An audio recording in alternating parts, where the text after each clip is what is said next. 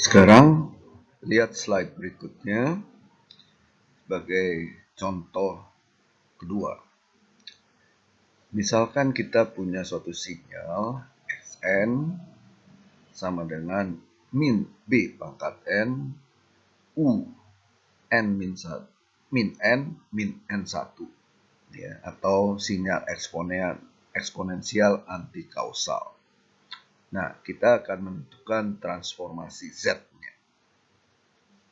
Dengan cara yang sama dengan memasukkan seperti pada persamaan 51 di depan tadi, maka kita dapatkan XZ sama dengan sigma dari N min tak berhingga sampai tak berhingga min Bn min B pangkat N U min N min 1 dikalikan dengan Z pangkat min N, atau kita dapatkan adalah sama dengan min sigma dari N min tak berhingga sampai dengan min 1 dari B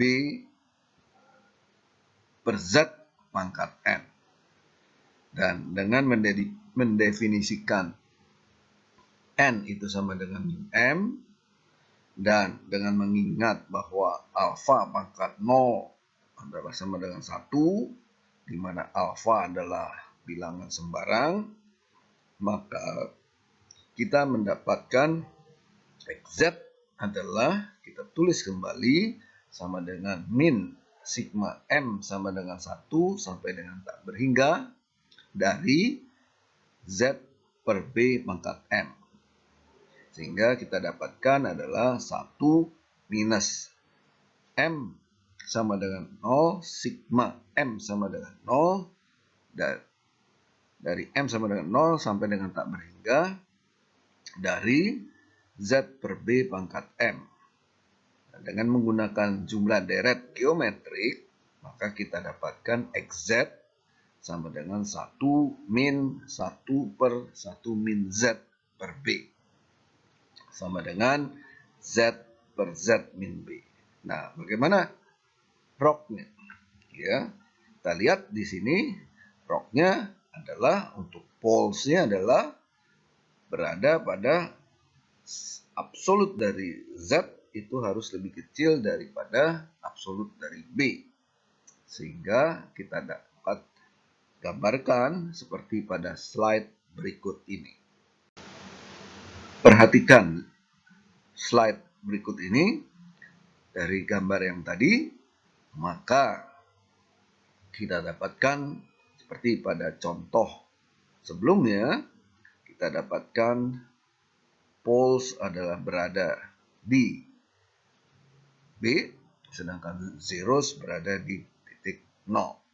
Sehingga di mana daerah konvergennya, karena tadi didapatkan pada slide berikut sebelumnya adalah absolut Z harus lebih kecil daripada absolut B, sehingga daerah rock konvergensinya adalah di daerah lingkaran di mana B lebih kecil sama dengan,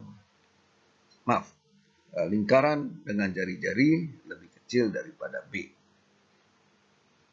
Sekarang perhatikan contoh yang berikut ini.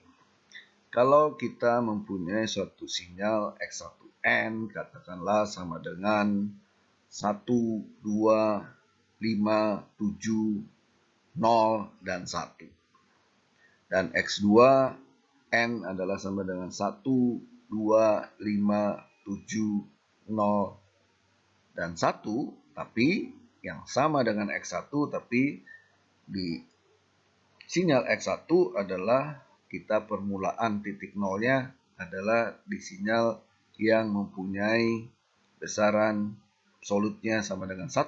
Sedangkan X2 itu titik nolnya berada di besaran pada N sama dengan 5. Nah, dengan menggunakan persamaan 51 tadi, maka kita dapatkan mencari XZ-nya adalah untuk X1 Z itu sama dengan masukkan sigma dari min tak berhingga sampai tak berhingga, dari xn pangkat z min n, maka kita masukkan nilai-nilai x1n, maka kita dapatkan adalah untuk n0, karena dia mulainya dari 0, maka kita dapatkan 0, 1, 2, 3, 4, 5, dan 6, ya.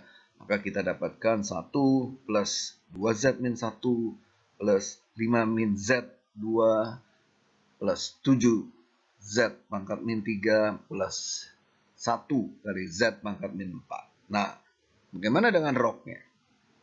Roknya itu berada di seluruh bidang z kecuali pada z sama dengan 0. Bagaimana dengan x2? Nah, x2 tadi permulaannya adalah di titik nolnya adalah di besaran untuk n sama dengan 5 besarannya. Sehingga dari 5 ke kanan itu adalah dia positif, 5 ke kiri adalah dia negatif. Nah, dalam hal ini pangkat z-nya adalah terbalik karena z pangkat min n. Jadi kalau untuk n yang negatif maka dia menjadi positif. Sedangkan n yang positif dia akan menjadi negatif. Nah, sehingga kita dapatkan x2z adalah sama dengan z kuadrat plus 2z plus 5 plus 7z pangkat min 1 plus z pangkat min 3. Nah, perhatikan roknya. Nah, roknya karena dia ada di dua sisi, maka roknya adalah berada di z sama dengan 0 dan di z sama dengan tak berhingga. Nah, dengan melakukan Z transform seperti pada sinyal-sinyal pada tabel di bawah ini, maka kita dapat membuktikan sebenarnya nilai dari masing-masing Z transformnya. Nah, pada slide ini sudah diberikan satu bentuk Z transform dari beberapa sinyal atau fungsi yang menjadi standar. Misalnya adalah untuk delta n, ya, transformasi z-nya itu sama dengan 1, dan bagaimana roknya? Roknya adalah semua bidang z. Sedangkan kalau kita punya sinyal atau fungsi dari delta yang kita geser, delta n min m, maka transformasi z-nya adalah z pangkat min n. Bagaimana roknya? Roknya adalah semua z kecuali z sama dengan 0 dan m lebih besar 0. Berikut misalnya kita punya step function atau UN. Maka transformasi z-nya adalah z per z min 1. Roknya adalah absolut dari z yang lebih besar 1. Atau dengan kata lain z min 1 sampai dengan z plus 1. Nah, kalau kita punya perkalian antara n, un, maka kita dapatkan transformasi z-nya adalah z per z min 1 kuadrat. Dan roknya adalah sama seperti pada un, yaitu z absolut lebih besar 1. Demikian seterusnya Anda bisa lihat pada tabel di bawah ini adalah sinyal atau fungsi yang standar yang paling banyak atau sering kita jumpai di dalam